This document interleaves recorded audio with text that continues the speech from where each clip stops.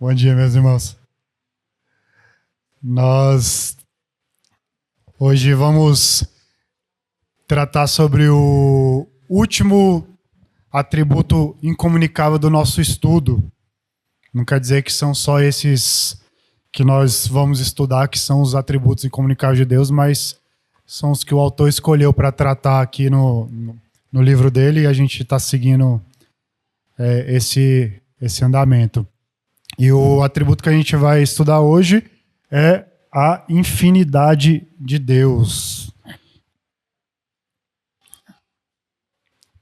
A gente vai ver que como os atributos incomunicáveis estão relacionados uns com os outros. Apesar deles não se comunicarem a nós como criaturas, eles se relacionam entre eles. Eles têm algum tipo de ligação. Então, por exemplo, a gente viu que Deus é independente e por isso ele é imutável. A sua independência significa que ele não está sujeito a nada além de si mesmo e ele não precisa da criação para ser completo. E a sua imutabilidade vai reforçar a soberania dele, porque Deus permanece constante. Ele não muda na sua perfeição e ele não é afetado pelas circunstâncias e nem mudanças temporais. E esses atributos eles só são possíveis porque Deus é infinito. Deus é independente porque ele é infinito em seu ser. Se Deus não fosse infinito, ele poderia ter algo que limitasse a independência dele. E a sua infinitude ela garante isso. Ela garante que ele seja a fonte completa e suficiente da sua própria existência e poder. E a imutabilidade de Deus também só é possível porque ele é infinito.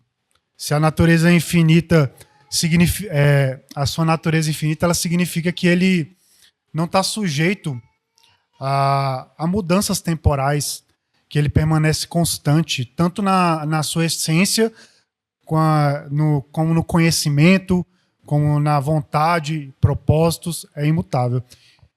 Então a gente vai começar definindo a infinidade de Deus. A infinidade de Deus se refere à impossibilidade de se medir ou, de alguma maneira, quantificar as características do ser divino.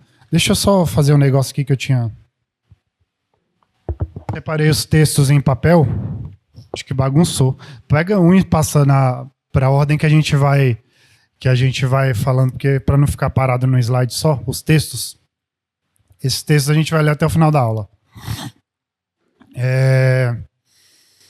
Então se refere à impossibilidade de medir ou de alguma maneira quantificar as características do ser divino. Nós, a partir do próximo estudo, vamos ver os atributos comunicáveis de Deus.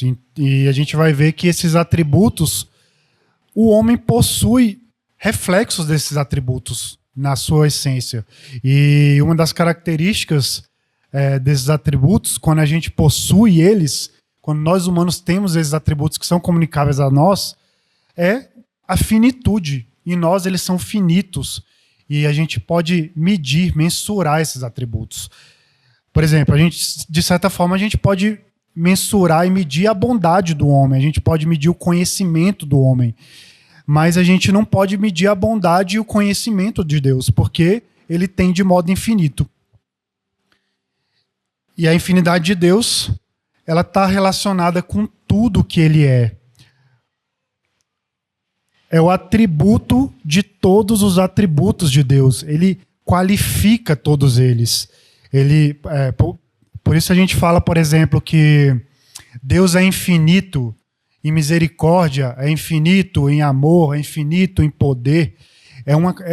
A infinitude qualifica os outros atributos, porque ele se relaciona diretamente com eles.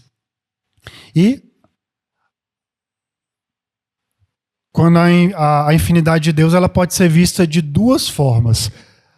Quando ela está relacionada com o tempo, a gente chama de eternidade. Quando está relacionada com espaço, a gente chama de imensidão ou onipresença. E a gente vai começar falando da eternidade.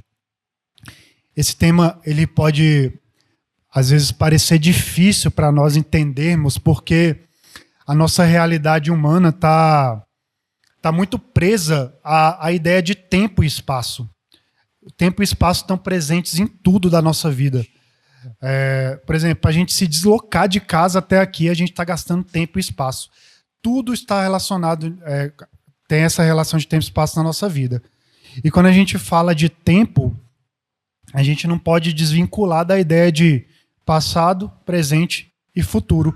E por isso que é difícil de entender aquilo que é eterno, porque a nossa mente, que é limitada, ela é incapaz de entender completamente algo que está fora da nossa realidade. Isso acontece porque Deus está acima do tempo e do espaço, e ele não é limitado por eles. Aí a gente passa agora para um conceito mais popular sobre a eternidade. No salmo que a gente leu agora no início da escola dominical, o salmista ele fala assim, ele fala sobre isso de uma maneira muito simples. Quem pegou aí Salmo 90, 1, 2, pode ler pra gente. 1, 2, 1 a 4, pode ler. Foi a Dona Berê? Esse texto ele faz bem um contraste aí entre a eternidade de Deus e a finitude, a mortalidade humanas. Há um reconhecimento de que Deus não é afetado pelo tempo. Ele fala de geração de geração em geração, desde a primeira aliança que Deus fez lá no Éden, há um refúgio constante de Deus com o seu povo. Já, quando a gente fala dos homens, as gerações passam, homens morrem, sucessores vêm e morrem também, mas o eterno Deus continua imutável, sustentando o povo de geração em geração. Lá no verso 2 fala a expressão de eternidade a eternidade. Quer dizer que Deus existe sempre e para todos sempre. Mesmo que exista um marco temporal da criação, antes de tudo existir, Deus já existia sempre. Por isso que a gente pode confiar nesse Deus, sabendo que ele é um Deus que não muda, um Deus que é eterno, e assim como ele teve durante milhares de anos com seu povo, ele está conosco hoje. E as gerações vêm e vão, mas Deus continua sendo o mesmo. Pode ler, quem pegou Salmo... pode ler Jó 36, 2. E a Dona Berenice também leu 3 e 4, que fala: tu reduzes o homem ao pó e dizes, tornai filhos dos homens, pois 1000 anos aos teus olhos são como o dia de ontem que se foi e como a vigília da noite. O homem, ele é muito afetado pelo tempo, né? Embora a gente, depois de criados, nós nunca paremos de existir, de certa forma, na nossa vida terrena, com o passar do tempo a gente vai se desgastar, vai chegar um momento que a gente vai morrer. Mas, ao contrário, Deus não é afetado pelos anos. 1000 anos para Deus são como um dia que passou. Em 1000 anos a gente vê tanta coisa que muda numa sociedade. Nações acabam, nações surgem, invenções que são criadas que mudam completamente o curso das coisas, tecnologias que são avançadas o tempo todo, que a gente nem consegue acompanhar. Para isso, 1000 anos é tempo demais para a gente.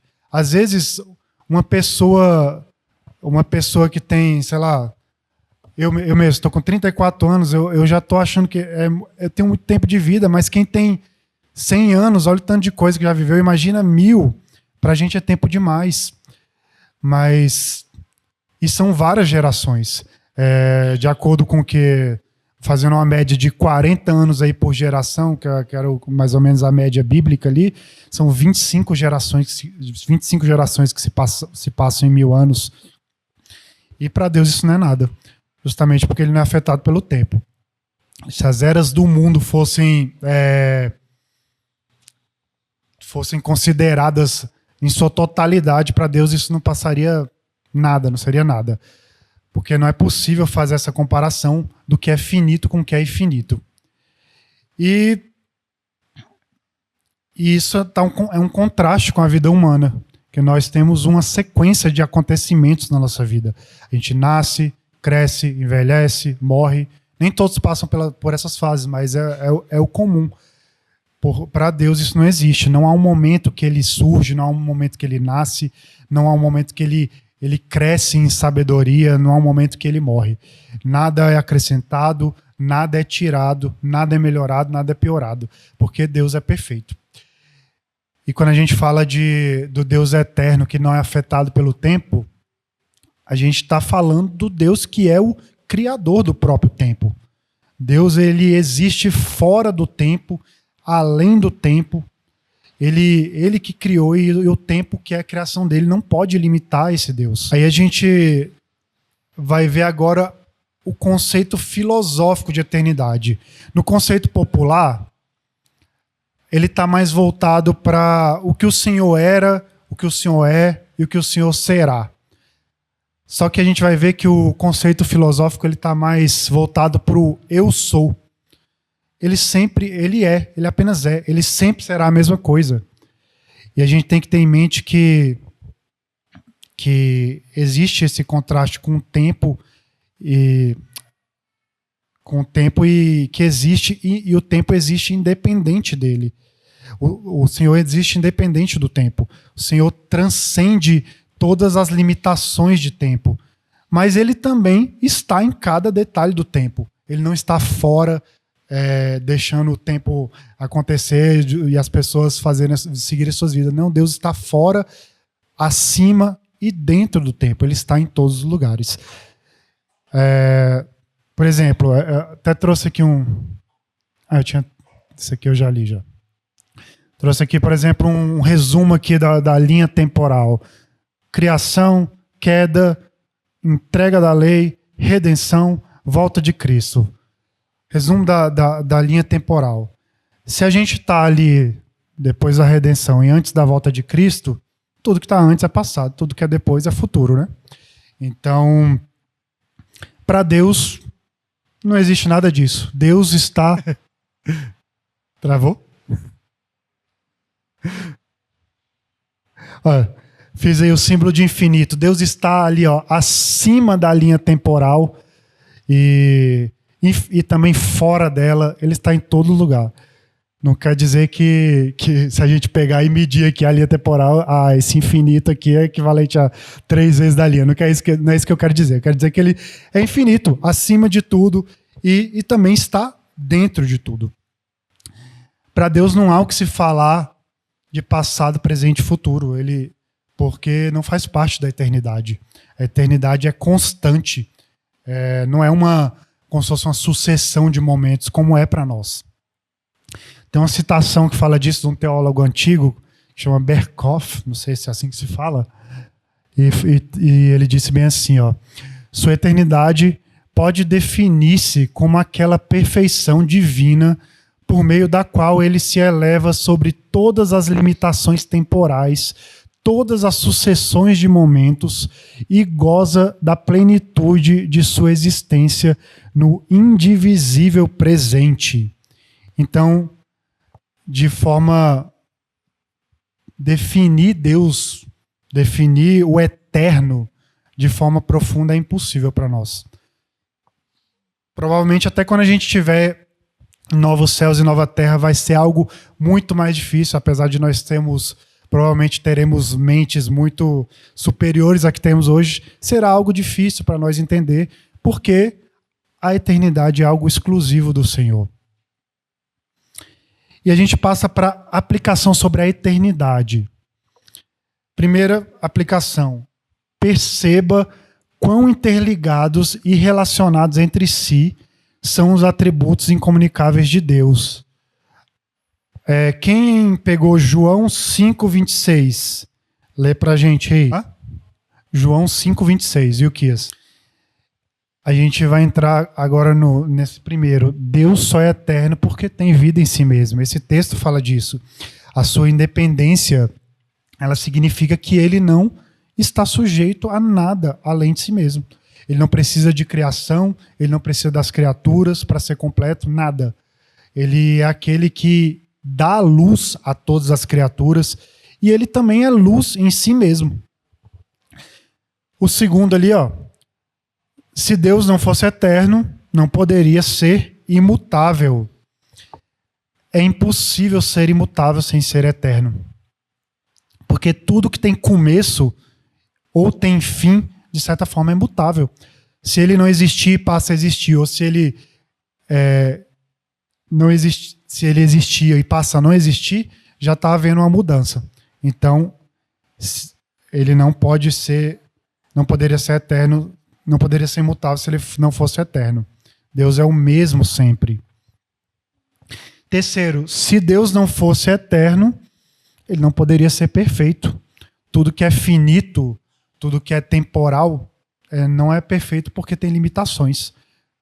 Tudo que é temporal, de certa forma, envelhece, se deteriora com o tempo. E se isso acontece, a perfeição não é verdadeira. Número 4 ali, ó. Se Deus não fosse eterno, ele seria compreensível. Se ele tivesse um começo e um fim, ele estaria sujeito a limitações que nós, como criaturas, temos, às vezes. Isso faria que a gente pudesse compreender melhor a existência de Deus um pouco mais claramente, porque seria mais similar com a nossa realidade. E não é assim. A eternidade de Deus é uma característica que transcende a nossa compreensão, que é limitada. Tentar entender algo que pode existir fora do tempo ou antes do tempo é impossível à mente humana. E a última, se Deus não fosse eterno, ele não seria onipotente. Duas coisas que estão completamente ligadas. Ele só pode todas as coisas porque ele é eterno. E a segunda aplicação é: aprenda sobre a importância de o Deus eterno ser o nosso refúgio de geração em geração. A gente leu isso lá no Salmo 90, e essa expressão de Deus, que Deus é o nosso refúgio de geração em geração, com certeza tinha um significado muito maior naquele contexto que foi escrito, que esse salmo foi escrito por Moisés, né? Onde o povo de Israel ali vivia no deserto, completamente refugiado, sustentado por Deus. Eles não tinham nenhum lugar fixo de moradia. E hoje nós temos uma vida confortável, uma vida que é, de certa forma, previsível. E essas coisas podem nos dar uma falsa ideia de refúgio mesmo, que é o que o conforto nos dá. Nós nos apegamos, às vezes, a segurança, sistemas de segurança, nos protegemos de tudo. Mas a ideia do salmista vai além. É uma ideia mais profunda. A gente viu na pandemia muitas pessoas morrendo de medo, pessoas que não queriam sair de casa até depois do período que foi liberado. Aí vem alguém e fala: a gente tem que confiar na ciência.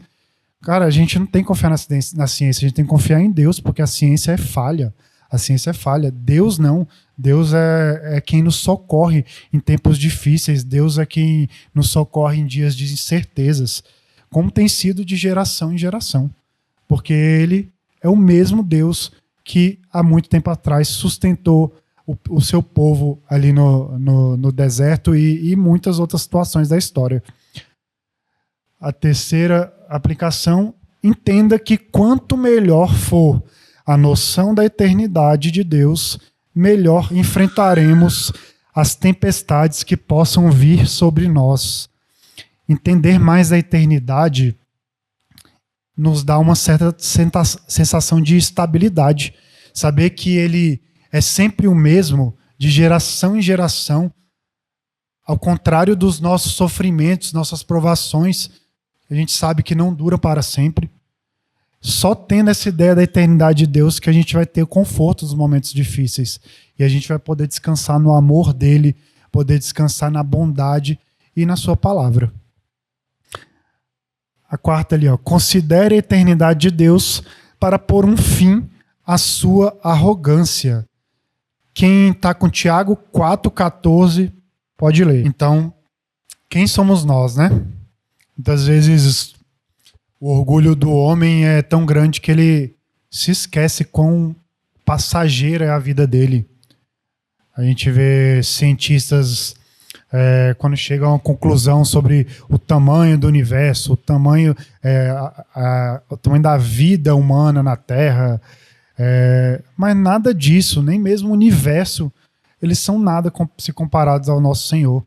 O orgulho humano, quando nós somos colocados diante da eternidade de Deus, ele é totalmente quebrado, porque a gente pode perceber quão pequenos e transitórios nós somos aqui neste mundo.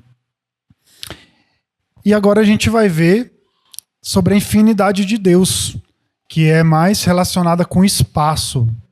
A gente viu ali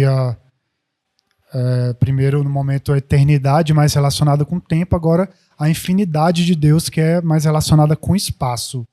Quando a gente fala de espaço, tem duas características que estão relacionadas, que eu tinha falado agora há pouco, que é a imensidão e a onipresença.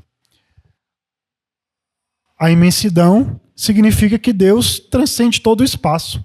Está relacionada à grandeza imensurável de Deus. Que ele não é contido, ele não é limitado por qualquer coisa do universo criado. E a onipresença significa que Deus enche cada parte do espaço com o seu ser completo. Com o seu ser completo. Não existe um lugar que Deus não esteja. Nenhum lugar que ele não esteja, ele não é limitado pelo espaço físico. E essas duas características, elas têm uma relação muito forte, algumas vezes, nos estudos que nós tivemos desde o início desse estudo do ser de Deus, que é sobre a transcendência e a imanência. A imensidão, ela está diretamente ligada à transcendência. Já a onipresença está relacionada com a imanência. Quando a gente fala da imensidão ligada à transcendência, Deus é imenso em relação ao espaço. Ele está acima e além de tudo já criado. E a imensidão dele destaca que ele é superior sobre todas as coisas, é distinto de tudo que foi criado. Ele está muito além da nossa imaginação em termos de tamanho, em termos de magnitude. E quando a gente fala da onipresença, ser uma característica mais relacionada com a imanência, é o fato de Deus estar presente em todos os lugares. Isso significa que é impossível para Deus estar distante da sua criação. Ele é um Deus que está acima de tudo, transcendente, mas ele também é um Deus que está em todo lugar e se relaciona com a sua criação, se relaciona de maneira ativa com a criação. E só esse Deus sendo imanente, ele consegue ter esse onipresente, que ele consegue ter esse relacionamento com a sua criação de maneira íntima e pessoal. Então, assim como Deus está além do tempo, como eu falei, ele também não é limitado pelo espaço. Se ele tivesse confinado ao espaço que ele mesmo criou, ele seria menor que a sua criação. Não faz sentido o Criador ser menor que a sua criação. O universo e nem nada pode conter esse Deus, porque tudo criado é feito por ele. Quem pegou 1 Reis 8, 27, pode ler pra gente. Nesse contexto aqui, Salomão ele estava admirado de um Deus que é tão imenso, habitar no universo que ele mesmo criou, e ele estava ainda mais admirado porque num espaço menor, que é um templo construído por mãos humanas, de apenas alguns metros, Deus também estava presente, e presente em toda a sua plenitude. Esse texto ele é ótimo para ilustrar a transcendência e a imanência de Deus, porque um Deus que é imensurável, que transcende toda a criação, em todos os sentidos, ele pede que homens edifiquem uma casa para que ele possa habitar. E no Novo Testamento isso se repete. Só que, a partir lá no Novo Testamento, ele passa a habitar em templos móveis, que somos nós, o seu povo. E isso de nenhuma maneira o reduz, o limita. Quem pegou Isaías 66, 1 e 2, pode ler. Recentemente, algumas aulas atrás, a gente viu que Deus é espírito, né? E por conta da nossa limitação humana, o Senhor ele usa linguagens que são adequadas ao nosso entendimento. E por isso a gente vê várias citações que o Senhor se descreve como se ele tivesse corpo, mas a gente sabe que ele é espírito, que ele não tem corpo. A gente viu que isso é o antropomorfismo, né, que é usado no texto. E ele está falando da imensidão dele, que tem a cabeça nos céus, os pés na terra. Ou seja, que o espaço físico do universo é pequeno demais para ele, para conter ele.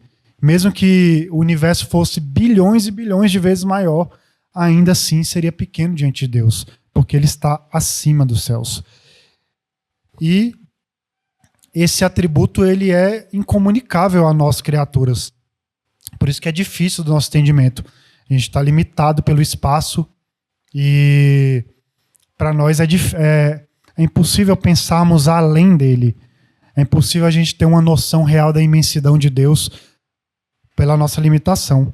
Porque nós somos criados e limitados, e Deus é um Deus independente e infinito. Alguém pegou Salmo 139, de 7 a 10? Não sei se eu coloquei esse. Pegar? Esse texto fala bem da onipresença, né? É algo que é importante a ser falado, é que Deus, ele, sendo onipresente, ele não quer dizer que ele está parcialmente em cada parte do universo, como se ele estivesse pegasse a sua essência e a dividisse no universo, um pouco aqui, outro pouco ali. Não, ele não é fracionado. Deus, a onipresença permite que Deus esteja por completo em todos os lugares. Ele enche qualquer parte do universo com a sua plenitude, a sua presença completa. Não tem como fugir dessa presença total do nosso Senhor. Jeremias 23, de 23 e 24. Quem pegou? E eu vou ler aqui um trecho de Atos 17, 26, que fala: de um só fez toda a raça humana para habitar sobre toda a face da terra, havendo fixado os tempos previamente estabelecidos e os limites da sua habitação, para buscarem a Deus, se, porventura, tateando, o possam achar, bem que não está longe de cada um de nós, pois nele vivemos e nos movemos e existimos. Esses textos eles reforçam que ninguém pode escapar da presença de Deus. Até naqueles lugares que a gente considera que são os mais ocultos possíveis, eles estão cheios da presença do Senhor. Nele vivemos, nele nos movemos, nele existimos. Ele é a fonte de vida. Ele é quem nos sustenta continuamente. Tudo acontece diante da presença dele e da vontade dele. Ele não apenas nos dá vida, mas ele também nos mantém existindo a cada momento e nos acompanha com a sua presença. Há vários modos de se estar presente em um lugar. Primeiro, como corpos físicos. Esse a gente conhece bem, né? É o nosso caso. Limitados pelo espaço. Nós somos incapazes de estar em mais de um lugar fisicamente. O nosso corpo enche o lugar que nós estamos. Nós não podemos dividir um espaço com outro corpo. Esse é o basicão que a gente conhece. E o segundo modo de estar presente em um lugar é como espíritos finitos. É o exemplo dos anjos e demônios, né? Eles são diferentes de nós, mas eles também têm a limitação espacial. Eles são limitados pelo espaço. Não da mesma maneira que nós, claro, que temos corpo, mas os espíritos eles operam em lugares que são definidos. O espírito, por não ter um corpo, ele pode ocupar o mesmo espaço que outro espírito, por exemplo. Mas ele não pode estar presente em todos os lugares. O espírito finito que eu estou falando, ele não pode estar presente em todos os lugares. Mas aí pode perguntar, então como é que fala que Satanás vai tentar a todos se ele não é onipresente? Mas ele faz isso porque ele não está sozinho. Satanás não está sozinho. Ele não atua sozinho na prática do mal. Quando ele caiu, outros anjos adeptos à rebelião dele foram junto com ele, e ele tem ali demônios às suas ordens.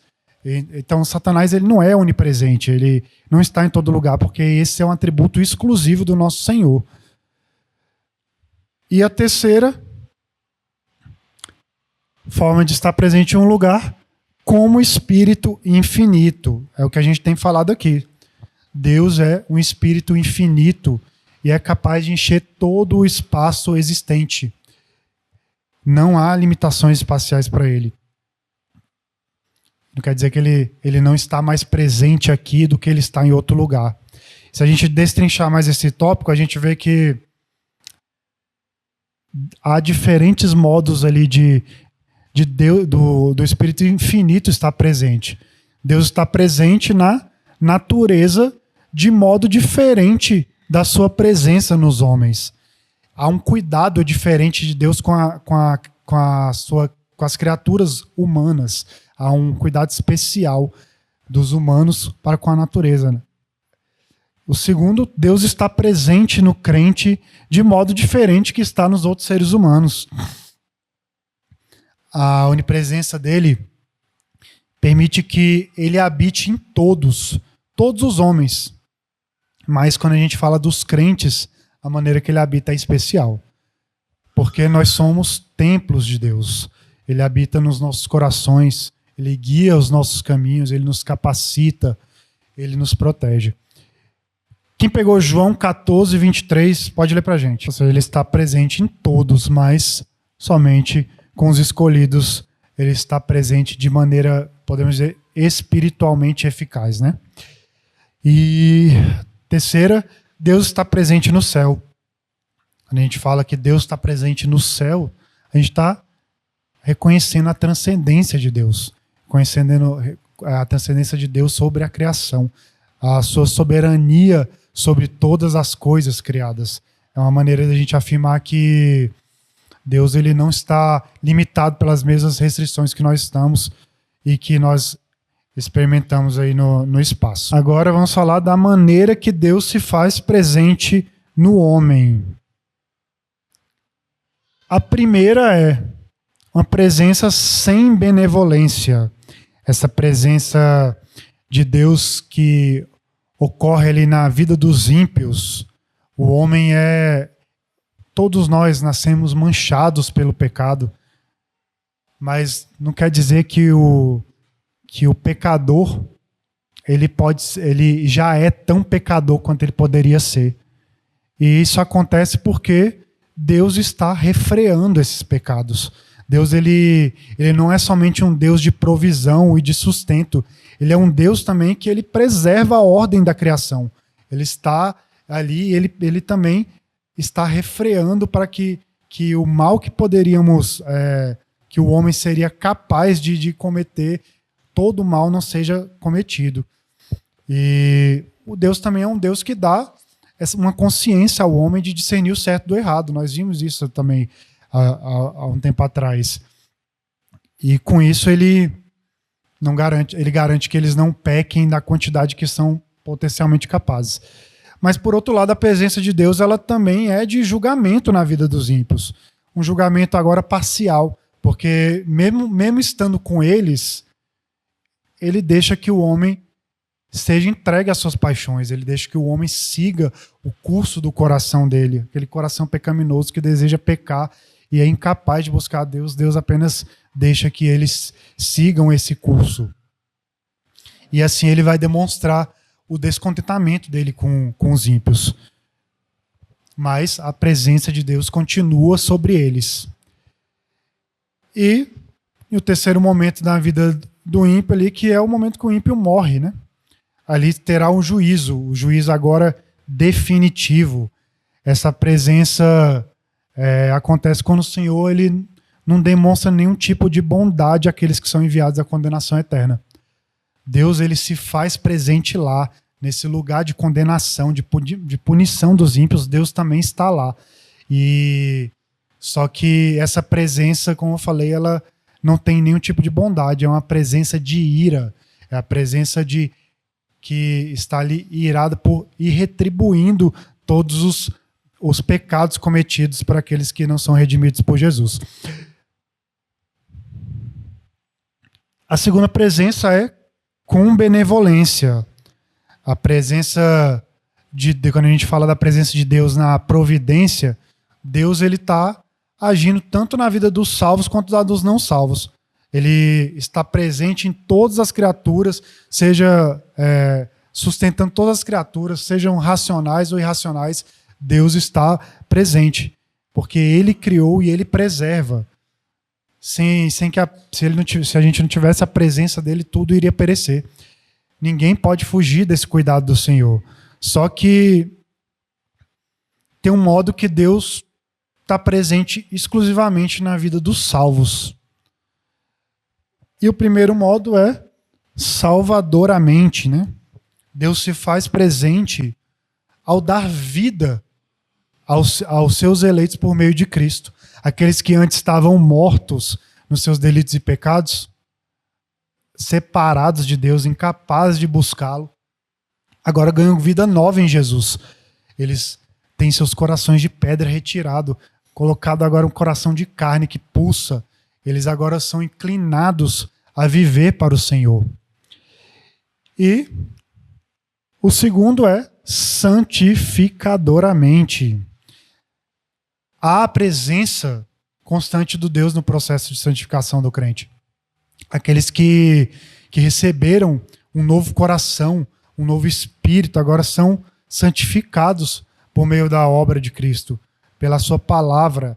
E o Espírito agora habita neles. O pecado agora passa a não ter mais domínio sobre essas pessoas e passam a ser fortalecidos para viver uma vida de santidade.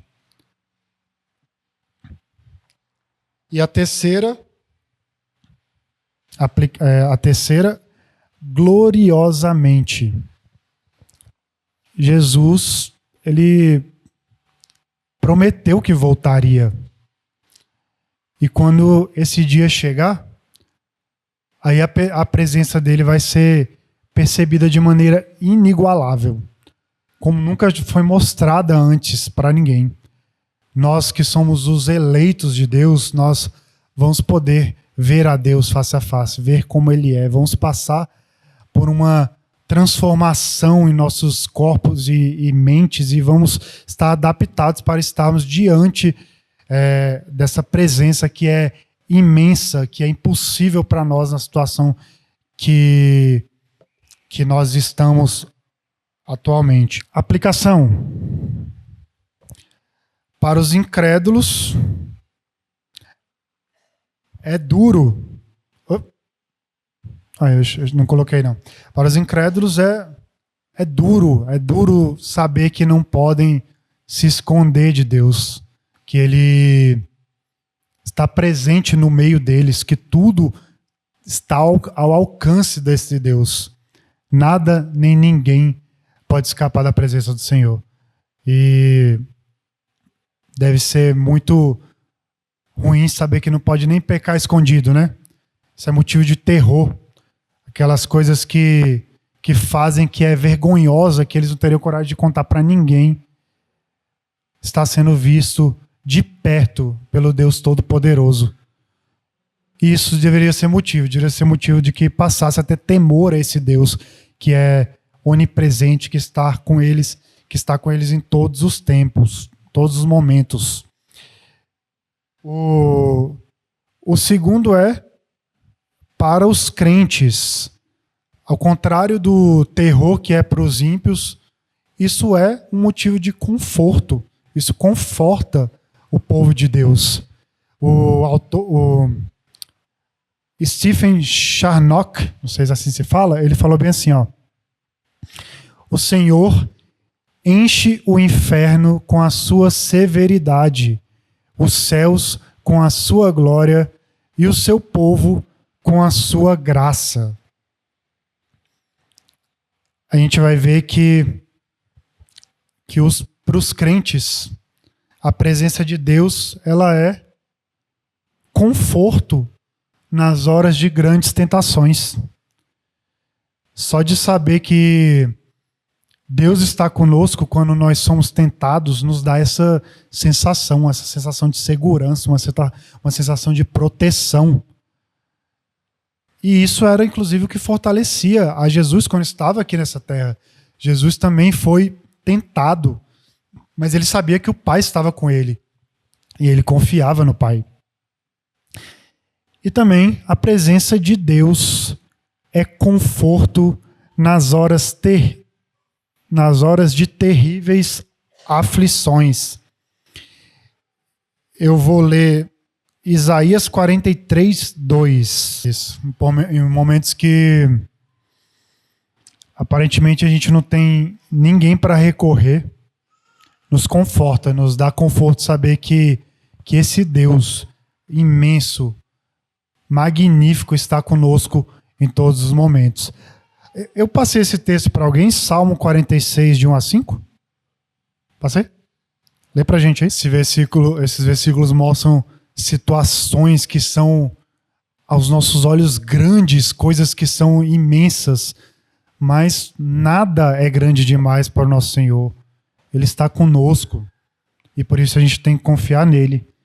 E a presença de Deus, ela também é conforto nas horas de adoração. Ele observa a maneira que nós cultuamos a Ele com a nossa vida. Ele ouve nossos pedidos, Ele aceita o nosso culto. Isaías 57:15, alguém pegou? Ou eu não passei esse? Acho que eu não passei esse, né? Eu vou ler aqui. Isaías 57:15. Porque assim diz o alto, o sublime, que habita a eternidade, o qual tem um nome de santo. Habito no alto e santo lugar, mas habito também com contrito e abatido de espírito, para vivificar o espírito dos abatidos e vivificar o coração dos contritos. Esse texto mostra bem que o Deus Altíssimo, ele também habita em nós e nos consola em momentos de adoração. Esse momento que é importante para a vida do crente, porque nele é que Deus fala conosco. É nele que Deus nos consola das coisas das nossas vidas. A gente é orientado, nós somos encorajados, somos fortalecidos na nossa fé. E na adoração nós temos nossos espíritos voltados ao Senhor. Aquelas preocupações e fardos, eles podem ser aliviados, porque a gente se sente seguros na presença de Deus. Então, que a gente tenha uma vida de adoração ao nosso Senhor. Que sabemos que nada pode ser escondido aos olhos dele e que a gente deseje ter essa vida em santidade, sabendo que ele está conosco em todos os momentos, em todos os lugares. Então, se nós pecamos, que estejamos cientes que nós estamos fazendo isso na presença desse Deus. E isso entristece o nosso Senhor, que possamos pedir que Deus nos dê esse entendimento e que possamos viver uma vida em santidade. Era isso que eu tinha para falar hoje. Acabou que foi mais curto do que eu pensava. 10:13. Vamos. Quem quiser falar alguma coisa, se não quiser, eu vou orar para a gente acabar. Vamos orar então? Santo Deus, te agradecemos, Pai, porque o Senhor nos move a te servir, nos move a estarmos na tua casa, em comunhão com os irmãos, aprendendo mais do Senhor, buscando agora nesses estudos entender o que a nossa mente permite sobre o ser de Deus, o seu ser. Nos ajude a cada dia confiarmos no Senhor, sabendo que o Senhor, Pai, está presente em nossas vidas em todos os momentos e em todos os lugares. Que isso nos mova a viver uma vida em santidade, uma vida voltada para o Senhor. Que pessoas que convivem conosco possam ver nossa vida e ver que somos diferentes, que somos pessoas transformadas pelo Senhor, Deus. nos ajude, Pai, nos capacite, que possamos cada dia ter o desejo de falar, Pai, do Teu amor, falar da salvação que temos por meio de Cristo, e que vidas, Pai, os Teus eleitos que já estão separados em todos os cantos desse mundo possam ouvir da Tua palavra e serem transformados pelo Teu Santo Espírito, Pai. Abençoe essa igreja, que possamos servir ao Senhor, servir aos irmãos e crescer espiritualmente a cada dia. Esteja conosco, e é o que eu te peço e te agradeço no santo nome de Jesus. Amém.